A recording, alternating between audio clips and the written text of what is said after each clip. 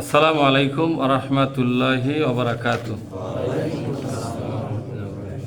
আউযু বিল্লাহি মিনাশ শাইতানির রাজীম।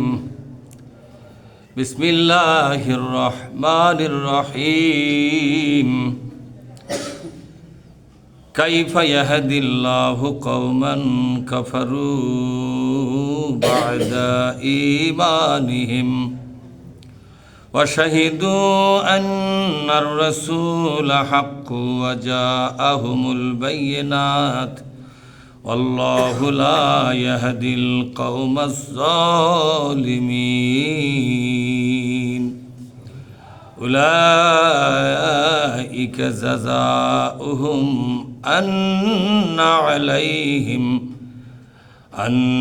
عليهم لعنة الله والملائكة والناس أجمعين خالدين فيها لا يخفف عنهم العذاب ولا هم ينظرون। আমরা আল্লাহর দরবারে শুকরিয়া আদায় করি, বলি আলহামদুলিল্লাহ। সালাত এবং সালাম বিশ্বনবী মুহাম্মদ রাসূলুল্লাহ বলি সাল্লাল্লাহু আলাইহি ওয়াসাল্লাম। সম্মানিত ভাইরা, আমি আপনাদের সামনে সূরা আলে ইমরান থেকে 85, 86 এবং 87 এই তিনটি আয়াত আমি পড়ে শোনালাম। আসলে এই তিনটি আয়াতের তরজমা এবং ব্যাখ্যা আমরা জানবার চেষ্টা করব। আমা তৌফিকি ইল্লা বিল্লাহ। আল্লাহ পাক বলছেন, ওমাইয়াবতাগি গায়রাল ইসলামি দীনান, যে ব্যক্তি ইসলামী আদর্শ বাদ দিয়া, দিন মানে এখানে আদর্শ, দিন মানে এখানে আমাদের মধ্যে দিন মানে ধর্ম বলা হয়, কিন্তু দিন মানে কিন্তু ধর্ম নয়।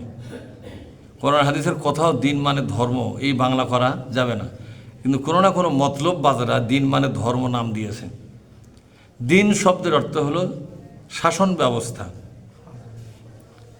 যেমন ইউসুফ আলাইহিস সালামের ঘটনায় সেখানে দিন মানে শাসন ব্যবস্থার কথা উল্লেখ করা আছে। আবার কোরআনের মধ্যে সূরা ফাতিহা যে দিন, সে দিন মানে বিচারের দিনের কথা বলা হয়েছে, মালিকি ইয়াউমিদ দিন। এখানে দিন মানে হ্যাঁ, আর ইসুর মধ্যে ফি দিনিল মালিক, রাষ্ট্রপতির শাসনে। তাহলে এখানে দিন মানে শাসন ব্যবস্থার কথা বলা হয়েছে। আর একটা জায়গায় দিন মানে এখানে জীবন ব্যবস্থার কথা বলা হয়েছে, কিন্তু কোথাও দিন মানে ধর্মের কথা বলা হয় নাই। এখানে আল্লাহ তাআলা বলছেন, ওমাই ইয়াবতাগি গায়রাল ইসলামি দীনান, কোনো ব্যক্তি যদি বা কোনো জনগণ যদি, কোনো একটা দল যদি, এখানে মান মানে ব্যক্তি, পরিবার, সমাজ, রাষ্ট্র, দল, পার্টি সব বোঝানো হয়। মান এক বচন থেকে বহু বচন সবগুলো বোঝানো হয়। কোনো একটা ব্যক্তি যদি ইসলামের জীবন ব্যবস্থাকে বাদ দিয়া মানুষের তৈরি করা আদর্শের দিকে এগিয়ে যায়, মানুষের তৈরি করা আদর্শের পথে সে চলে, মানুষের তৈরি করা আইন ও ব্যবস্থা, মানুষের তৈরি করা আদর্শ, এটাকে সে যদি নিজের মাথায় গ্রহণ করে, এটার পক্ষে সে যদি কাজ করে, ফালাই ইউকবালা মিনহু, আল্লাহর দরবারে এটা কবুল হবে না। অহুয়া ফিল আখিরাতে মিনাল খাসিরিন, কিয়ামতের দিন আল্লাহ তাকে জাহান্নামী করে দিবে। নাউজুবিল্লাহ বলেন। এখানে ইসলাম ছাড়া পৃথিবীর সকল ধর্মের লোক জাহান্নামী, এটা ঘোষণা হয়ে গেল।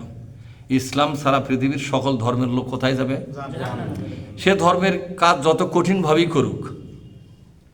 আপনারা এই কোরআনের কথা না জানার কারণে মাঝে মধ্যেই বলেন, আল্লাহ কাকে জান্নাত দিবে, না যাবে, না দিবলে কওয়া যাবে?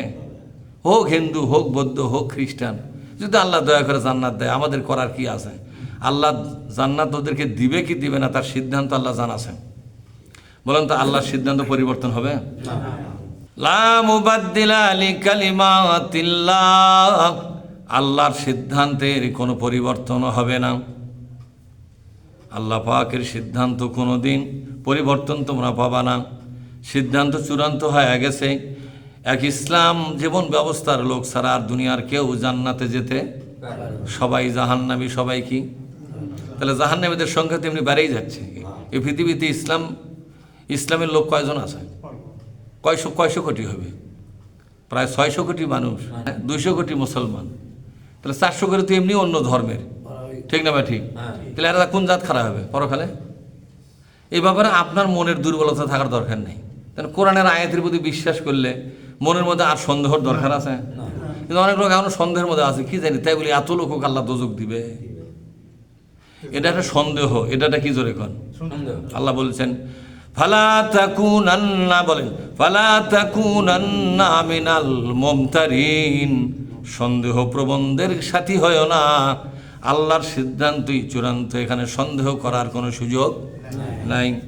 আর একটা অর্থ হলো, কোনো ব্যক্তি যদি আল্লাহর নাযিল করা ইসলামী জীবন ব্যবস্থা, ইসলামী রাষ্ট্র ব্যবস্থা, ইসলামী অর্থনৈতিক ব্যবস্থা, ইসলামী শিক্ষা ব্যবস্থা, ইসলামী আইন ব্যবস্থা, ইসলামী পারিবারিক নীতি, ইসলামের সামাজিক নীতি, ইসলামের রাজনৈতিক বিধান, ইসলামের রাষ্ট্রীয় বিধান, এগুলোকে বাদ দিয়া মানুষের তৈরি করা অর্থনীতির বিধানের দিকে এগিয়ে গেল, মানুষের তৈরি করা শিক্ষানীতির দিকে এগিয়ে গেল, মানুষের তৈরি করা রাজনীতির দিকে এগিয়ে গেল, মানুষের তৈরি করা রাষ্ট্রনীতির দিকে এগিয়ে গেল।